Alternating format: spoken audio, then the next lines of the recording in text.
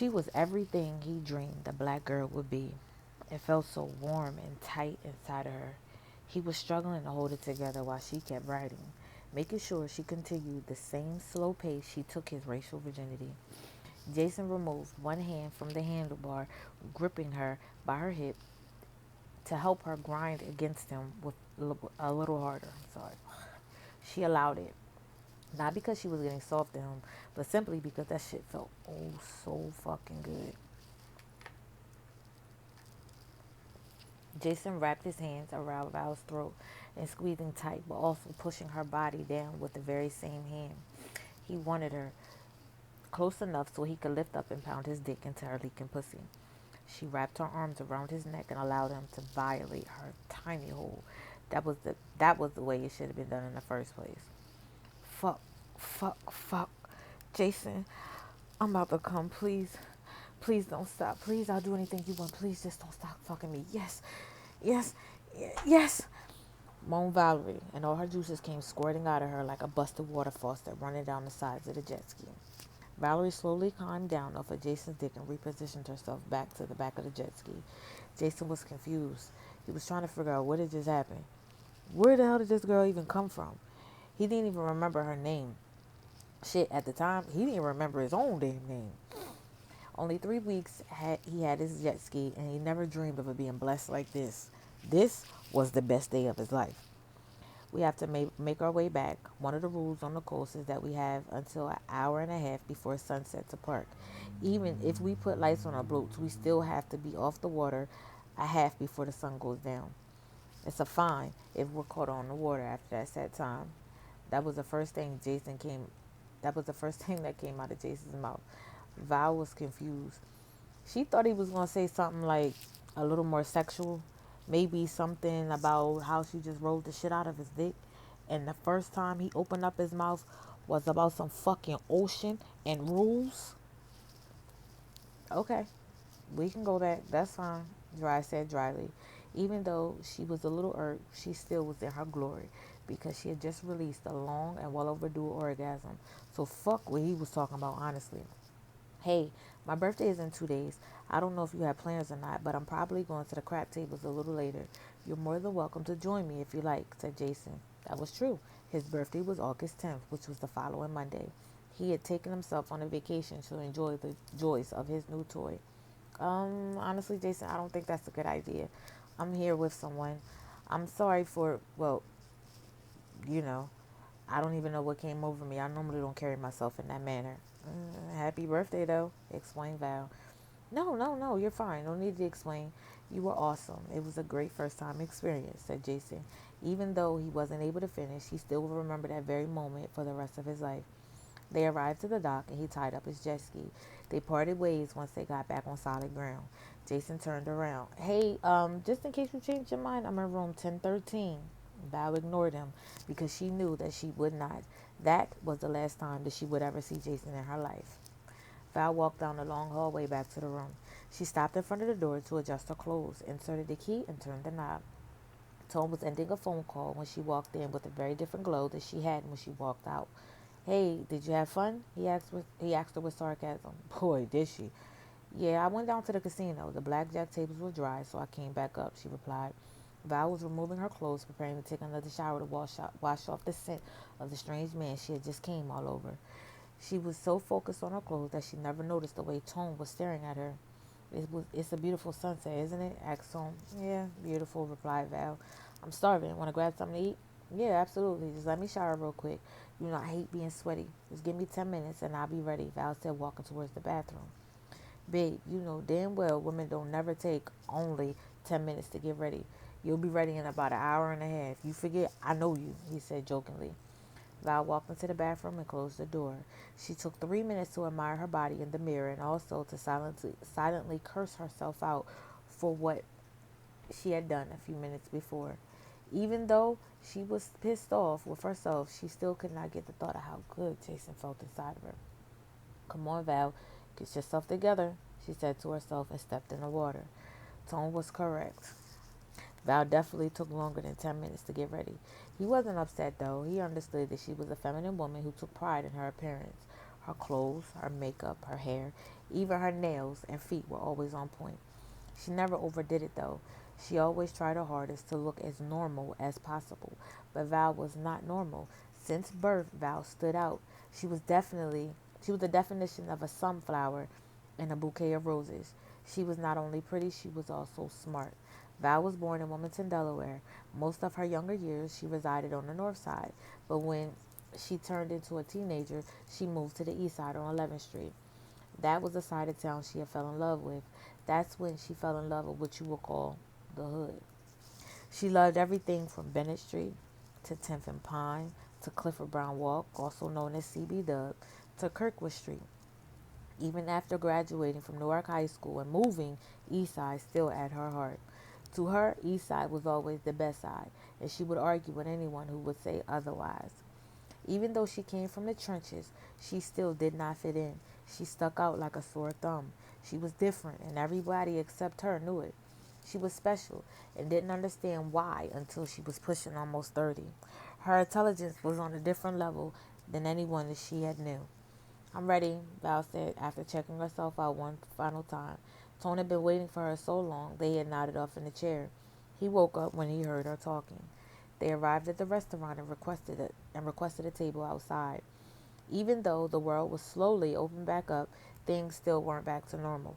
A lot of people didn't trust going out of their houses, let alone sitting near other people in closed buildings. Val and Tone were one of those people, which was why Val didn't understand why she jumped on the back of the jet ski with Jason. He could have had that deadly virus, but at that moment, clearly she didn't give a fuck. The two were seated and given menus to look over. Val took a second to look above her menu and noticed that she was sitting at the very same arena that she had met Jason. Mm, you gotta be fucking kidding me, she said, thinking that she said that in her head. No, she didn't. What's wrong? You don't like their food, baby? Asked the concerned tone. Val had a look of surprise on her face until she realized that she did not think that, but she very well spoke those words into the air and loud enough for Tone to hear them. Um, no, it's okay. I'm not hungry anyways. I'll just order a glass of wine and maybe I'll grab something later. You sure? You feeling okay? Asked Tone. Tone was a gentleman at heart. Unlike Val, he had both of his parents in the household, so he had the father figure growing up. He had never even seen his father so much as raise his voice at his mother. Tone's family were from the Wilmington's west side. His family actually still lives in the same home Tone grew up in on Lancaster Avenue. Tone did not go to Newark with Val. He went to Christiana High School. The two met a few summers ago when Val walked past the DuPont Street Park.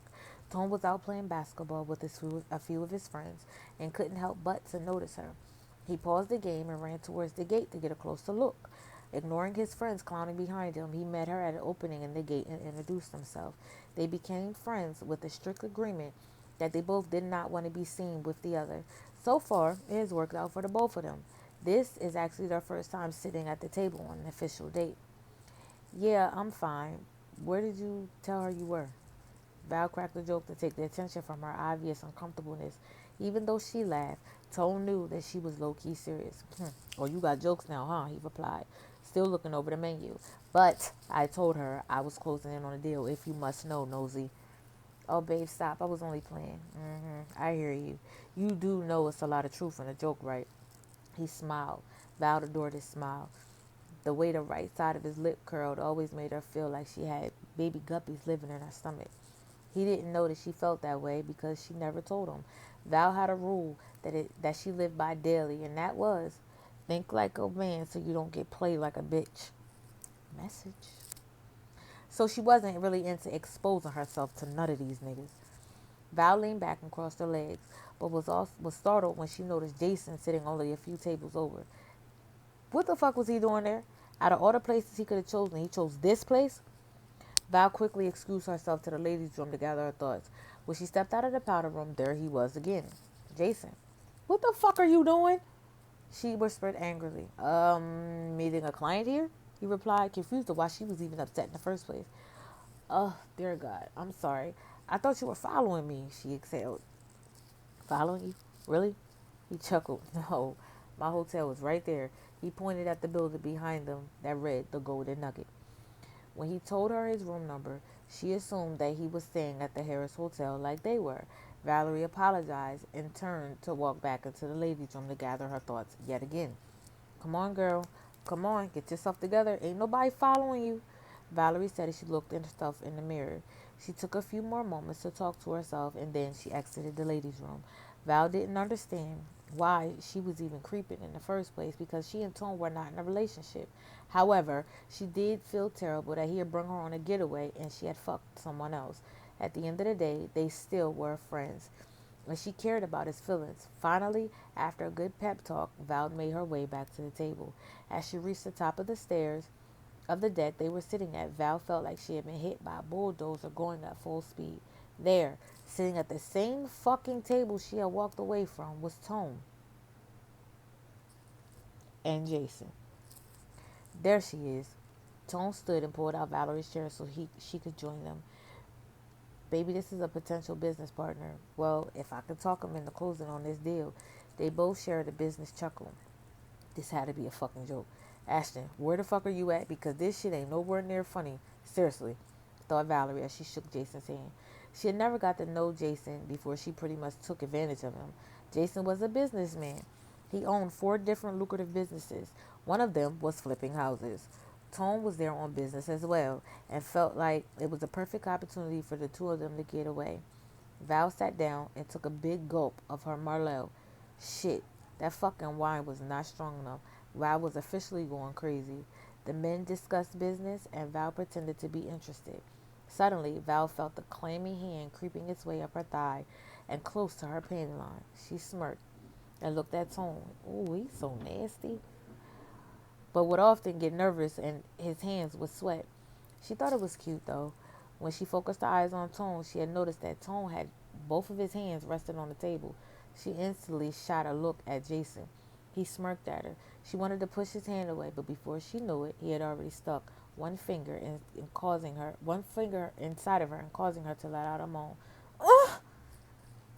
Tone looked concerned. Baby, you okay? He asked. What the fuck was this? Some type of sick fucking joke? Yeah, I'm good. It's just my stomach. I think it was that pink meat that I had earlier that's turning my stomach. She replied, wanting Jason to know that he was the pink meat that she was referring to. Jason removed his finger from out her pussy and brought his fingers up and sucked on his fingers. Thank God Tone's phone was ringing, and he just so happened to be struggling to answer. Otherwise, he would have saw Jason. I'm sorry, I have to take this. Baby, you good?